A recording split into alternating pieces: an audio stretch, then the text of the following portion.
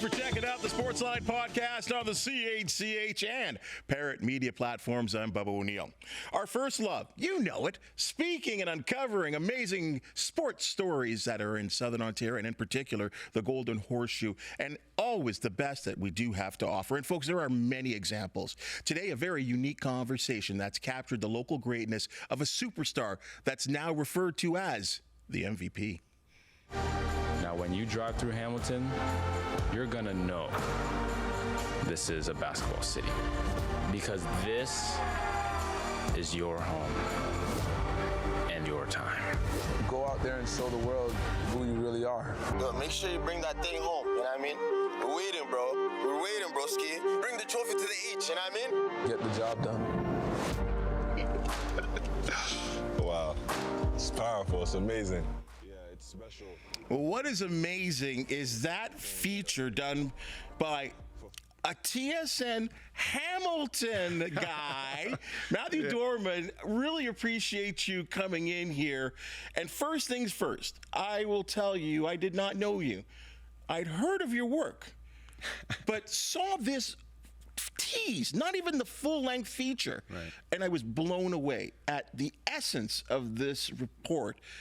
Thank you for putting that together, because I think it opens up the eyes of so many to our now greatest basketball player ever. Thanks for joining us, first of all. Thanks for asking me. I appreciate it. Yeah, no, I'm glad you enjoyed it, and yeah, I think a lot of the essence of the piece is, from my standpoint as a Hamiltonian, is really kind of capturing it and showing like the beauty of the city, as well as just that there is a great basketball community within Hamilton, and as well as like celebrating something truly historic with SGA and doing it in the right way.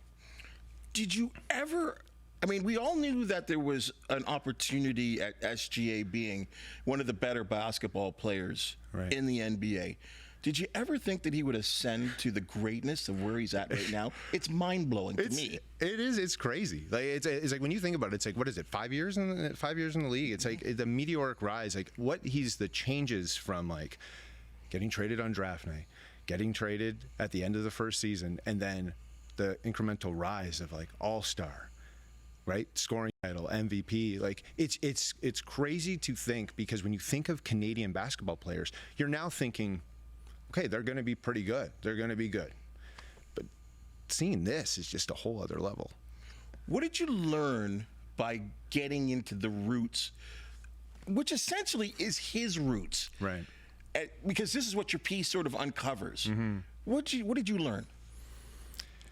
Well, I think what you see is what you get from SGA, right? He's, when people say like he's a humble guy, and he talks about his consistency and the work and effort and relentlessness. That's very apparent from the people who talk to him. Loyalty through the people that he's been in contact with, from his coaches, is like very apparent as well. Like, he has left an impact on all the people that he's been in contact with, and like you truly see that he is that genuine, amazing guy that you see on TV.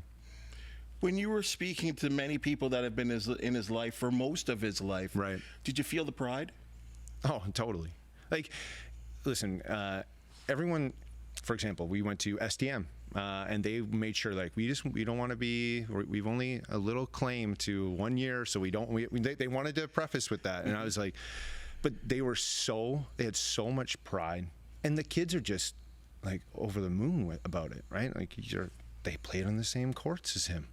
Right? It's like, and then when you see at McNabb with the mural, it's just, I will say this, that was kind of the catalyst of the piece. Because when you drive through Hamilton, and when you look at message boards, they talk about like, why isn't Hamilton, like, you don't see a lot about SGA in the city. You know, like we see like the Angela Mosca mural on the wall, or, you know, you're seeing Tim Horton outside of Tim Hortons on Ottawa Street, but you don't see SGA yet. And then all of a sudden when the mural came in, I was like, we should talk about this. Why? Well, because the rise has been so meteoric for him. We're catching up. We're playing catch up to this guy. So yeah, there was an amazing amount of pride, and and people are just so ecstatic about what's happening right now. You talk about the court that he played on, that many of these kids are playing on right now. Right. I also saw that you went to some of the courts, the outdoor courts, where, Right. you know what, I can only imagine the ball games that went on, the competition, maybe players that were at the time better than him, the fierce competitive aspect of the man and his people. And you captured all of that. Yeah, I mean, I tried to do my best. There was definitely some courts that I left out that were very important to him. You know, the downtown YMCA, a big court that's associated to SGA. He went there a lot, and I know he's come back and did some camps there. He's gone back to McNabb. People's Church is another court that's very attached to SGA. But I also wanted to get the flavor of the city, right? Like, show the courts, show that it's like, and wherever I went, there were always people playing. So it's like, you know, basketball is huge. It's so much bigger. And, you know, I have friends who have grown up through the basketball scene here in Hamilton, and it's only getting bigger. And that's a great point. I had Victor Razzo, who was a Hamilton sort of high school guy that played at McMaster, went on to play at Carleton. He's now the GM and the head coach of the Niagara River Lions in the CEBL, which is doing so well right now. Yeah, amazing. And I think of Hamilton. I think of Teresa Burns running McMaster women's basketball team for 34 years. You know, just recently retired. And that, you know what, there are areas across the country, across this province, that are hockey centers, but basketball is huge in Hamilton and just outside of our area. The Transway programs that have been going on for years. Right. Like, it's amazing to see that we now have this example. And I think, and this is what I'll ask you here, is that how much do you think this will translate to a younger audience? I mean, it goes without saying. I mean, obviously huge, right? Like, you can't have the NBA MVP, one win away from an NBA title, and it not do huge amounts of positivity for the community and inspiring kids. It's inevitable. Right. I think you have Steve Nash of his era. Right. Vince Carter. There was that particular time where everyone wanted to be Air Canada. Mm-hmm. And I just think about now, and remember too, this is what I think is the most wonderful part about his story, is that he plays for Oklahoma City. Yeah, right. He's not playing for the Knicks. He's not playing for the Bulls. There were thoughts that when he got shipped from the Clippers to the Thunder, that he was going to be that was just over there. Mm-hmm. And now they have this team, which he's 26 years old, I think. Yep. And he's the leader. He's the oldest guy, the youngest team in the league. And like you said, they're on the verge of so many special things. Yeah, listen, OKC, right? Think about Hamilton, right? It's off. It's not the limelight, right? But because of his work ethic, because of his talent, he's dragged that team along with the other players to the forefront of the NBA right now, right? So it's just, I always think that's the cohesive nature of it with Hamilton and OKC, and what's happening is that Hamilton, the grit and the determination, and I know tons of people in this city that have the same characteristics of like that, and it just shows that it's just if you have the talent and you have the ability, it doesn't matter where you come from, we're gonna rise to the top. Well, you probably can count yourself in that category as well too, in your own field, right? The things that you've done in your career, and right. and what I like about SGA, he talks about these kind of things, about inspiring others, right? And I don't know what inspiration he is to you. I know he is for all of us, in a different type of way, right? Because we're kind of older, but yet here you are. Can you tell me about your TV background? Sure. So I went to Sheridan College for media arts. I was there for 3 years, and out of when I left there, I didn't ever want to get, sports was never top of mind.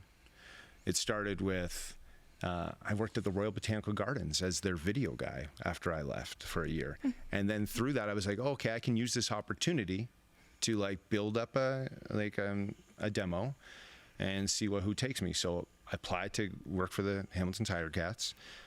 didn't get it the first time. They picked the better guy. And then the guy, they're like, yeah, he knew more. 2 months later, they said, that's not working out. So I'm like, okay, I'll come in, and I'm like, guys, I'm a grinder. I'm like, don't worry. And so I was there for 3 years, during this bridge period from Ivor Stadium to the new stadium. So it was like perfect time for storytelling. So when I got in there, I actually had the opportunity, working under my then manager, Matt Smiley, to work on the Tribute to Ivor Wynn video, which was an amazing experience to be out there in the stadium to watch that video in front of people. And then after those 3 years, I got headhunted by TSN. They saw my work, and I've been with TSN for 11 years as a TSN feature producer. As much as I love the Shai piece, you've become an award-winning. That's special. Yes. How does that feel when I say award-winning producer? I appreciate it. Thank you so much. I mean, I will say this. I like when the awards are given, and I think about the amount of people that work on these pieces with me and give their time and effort. It's an acknowledgement to the team, right? And it's also an acknowledgement to the families and the players, because it's, as an example, the one that we won Best Sports Feature this past May for Just Us. And Just Us was the story on Theo Johnson, tight end from the New York Giants. His story is about his mother, who she was raising 6 kids, and during that time as a single parent, she took her family out of a bad situation and ended up getting her law degree to become a lawyer during that time. So I got embedded into that family. I got to learn about them. And when we won, I was just thank you so much for allowing us to be in a part of that story and sharing so much with us, because they took the time. So I love that, and I love to celebrate with so many talented people in the industry that I work with, and that's what the awards mean that to me. Well, we see that in the pictures there, is that, it does. I mean, I think there's a lot of people in our industry that see, and I can look at myself in a sense of, well, I'm the face, right? Well, there's people editing, and there's people pushing buttons, and there's the lighting, and the set design, and all. There's just so much that goes into it that I think the average person doesn't really see, and sometimes doesn't really get as well too, that this was so much more than myself, and that it is important and incumbent on us to make sure these people are known. And you've worked with, when you're at TSN, you're at the national level. That's the highest of the high. Yeah, it's crazy to think sometimes. I have the privilege of working with James Duthie and Dave Naylor. I work with these people you see on TV all the time, and I get to see the behind the scenes of who they are, and and then I try not to think about, when a piece is going out, that this is going out to a national audience, right? You got to have a little bit of thick skin when you put a piece out there, right? Because especially in this day and age, it's not going to be all positive, right? You can't make everyone happy. No, so it's impossible. You just have to enjoy the ride and be like, hey, this is an opportunity that I have right now to tell stories, to share these athletes' incredible journeys, and hopefully people, majority, like it. The best part for me, just listening to you, is that they've encompassed you with being the Hamilton guy, right? Yeah. And that's got to be great for you too, because that's your bread and butter. Oh yeah, I love Hamilton. I'm like an ambassador for the city in terms of when I work for TSN. I still live here, obviously. I've done multiple pieces on Hamilton for both Grey Cups that we had here. I did the opening videos for the Grey Cup that introduced our broadcast. I also had a chance to do a piece with Danny McManus about why Hamilton was the perfect spot for the Grey Cup to return after COVID, right? Mm-hmm. So that was another vibe, to be able to go around the city and interview people and showcase the amazing parts of the city and the people in it. So yeah, they know that if they need a piece that has to do with Hamilton, they're like, well, Matt's going to go a little bit more extra to bring it across the finish line. So I get it. Well, there may be more coming. When I thought about you doing these pieces, I thought to myself, well, water down. Carter Verhaeghe, he's now a Stanley Cup champion once again. There could have been a nurse finally lifting the Stanley Cup. That's not going to happen, you know. Like, can you imagine how those Oilers feel getting to the top of the mountain twice and just kind of... I know. I thought they got pushed around a little bit. They got pushed around. Those last two games, it was different team. It was a different team. You know, we interviewed Tamika Nurse in the piece, and I brought it up. I was like, so, like, could you imagine a Stanley Cup and, you know, Larry O'B coming back in the same summer? No, it's like, well, not anymore. But it's too bad. It's too bad. I you know, I think I'd like to see them win. I'm not an Oilers fan, but I think it would have been great. Sure, for sure. I think it just sort of, for Darnell, I mean, people forget he was one of the original, you know, good players that they drafted, that, you know, on this train of building this team that they have right now that keeps getting a sniff. Hey, you brought up Tamika's name. Yeah. I mean, isn't this great now, especially at the station that you work, network that you work at right now, that you get Nurse times 2 as analysts? I think they're outstanding. Oh, they are. You know, it's funny. Like I had the chance. So we did a Vince Carter piece for his retirement, and it was. And in the piece, it was just people sharing their thoughts and feelings to Vince. So Tamika and Kia were in the piece. Yeah, like, I mean, like, and let me just, as an aside, you know, we also we're talking about SGA, but it's just like, you know, Kia went to the same school as SGA, and look what she's done in basketball. You know, Tamika being in both pieces, I asked her to come in because I was like, Tamika, you always bring the heat. Like, I know I'm going to get some good comments from you, and she was amazing. Like, yeah, so it's great to have broadcasters like and analysts like them to be able to contribute to pieces like this, because it just elevates it. It really does, and I can't help but think of, you know, I obviously seen both of those amazing women play at the high school level, and I would tell you, I thought Tamika was better. Oh, really? Right? I mean, she went on to play Wake Forest and some other places as well too, but she, and Oregon as well too, but she was something special. And I think it's great to see her get the opportunity at TSN to talk basketball, because it's all knowledge. I mean, obviously Kia playing in the WNBA, we expect that. Yeah. But Tamika can stand right there, and as you will see, you know, can just represent. And again, we see anyone that's turning on, it's like, hey, those girls from Hamilton. Yeah. Let's go back to the SGA piece for a little bit here. Can you kind of give our viewers and listeners a kind of feel of how long it took to put this piece together? And it times out at probably about 10 minutes, a little shy 10 minutes. Yeah, it's about 9 minutes. Yeah. Well, I mean, how does that come to be, right? It's like, basically we wanted to do a piece about SGA going for the finals. It was probably a 3-week process, because I had to turn it around quick, right? So really what it came down to is, okay, can we get some coaches on board? Can we get his friends on board? Like, I was like, I need to track down his friends, which we have like a barbershop scene in there, which was like, and put this in context, we had shot 2 weeks before. They couldn't do the shoot. So then they're like, we can do it a week. And I was like, oh, the same week that it's supposed to air? You know what I mean? I was like, okay, I'm going to make it happen. So, yeah, like it's like a 3-week process of, like, you know, you pitch the idea.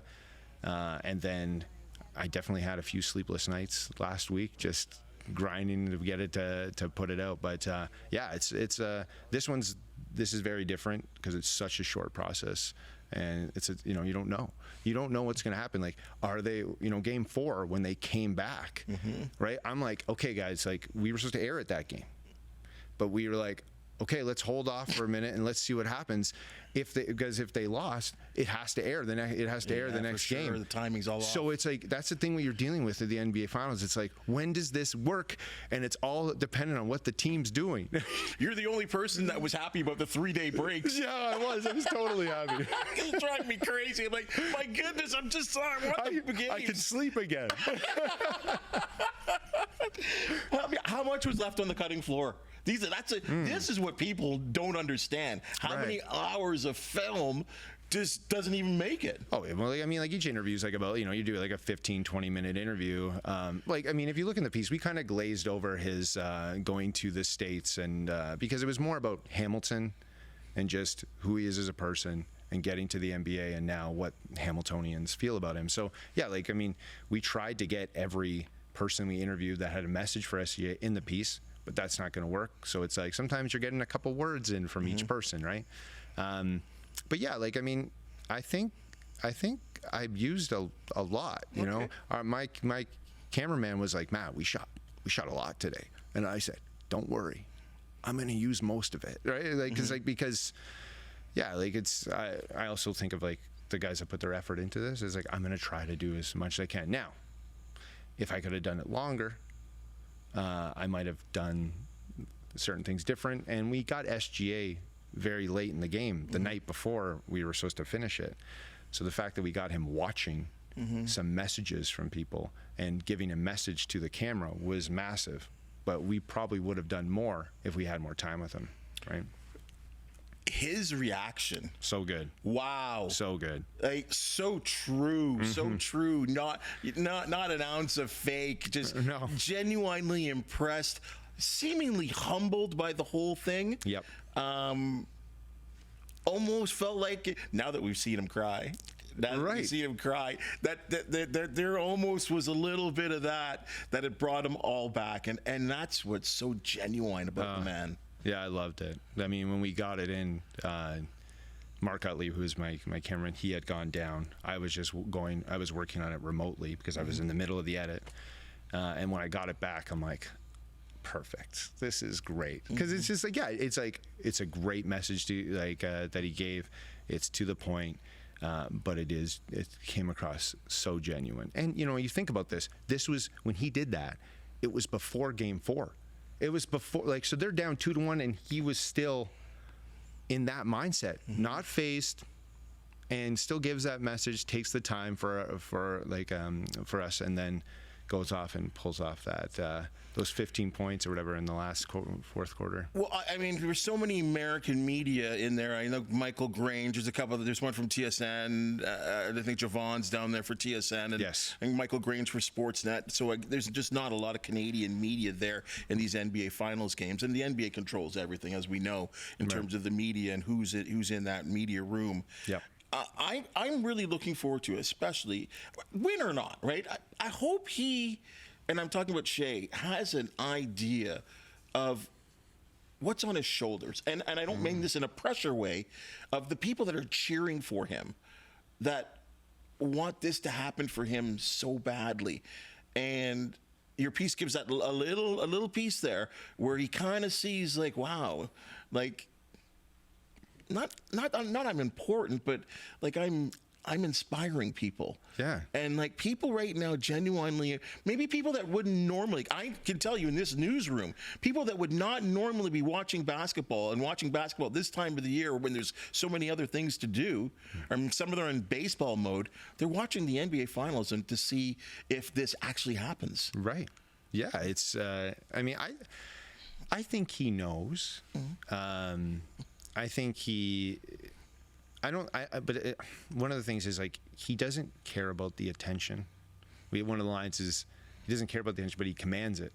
It's like, so SGA is like, his play and all this stuff is like, you can't stop or avoid watching him and caring about him. But for him, I don't think he's looking for that and caring about that.